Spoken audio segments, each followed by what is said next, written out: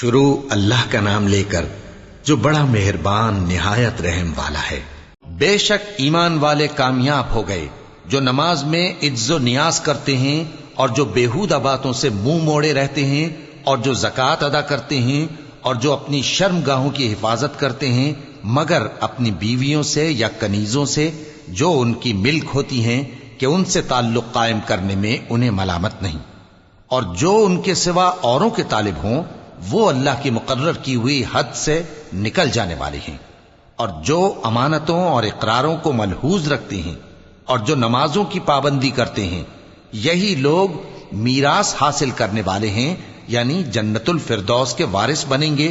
وہ اس میں ہمیشہ رہیں گے۔ اور ہم نے انسان کو مٹی کے خلاصے سے پیدا کیا ہے، پھر اس کو ایک مضبوط اور محفوظ جگہ میں نطفہ بنا کر رکھا، پھر ہم نے نطفے کا لوتھڑا بنایا، پھر لوتھڑے کی بوٹی بنائی، پھر بوٹی کی ہڈیاں بنائیں، پھر ہڈیوں پر گوشت پوست چڑھایا،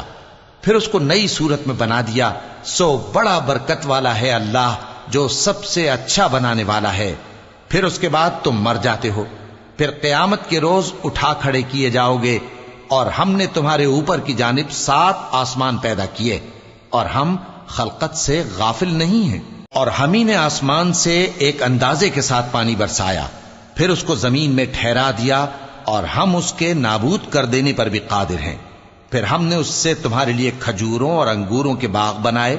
ان میں تمہارے لیے بہت سے میوے ہوتے ہیں اور ان میں سے تم کھاتے ہو۔